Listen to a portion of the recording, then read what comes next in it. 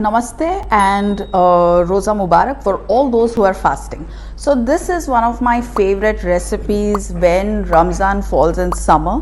This is something that I have learned from one of my Arabic clients. So what you need is home set curd, and then you just make sure that your home set curd is nicely churned, and then add a few pieces of cut dates. So your dates have already been soaked in water. Now you're just adding the dates to your dahi.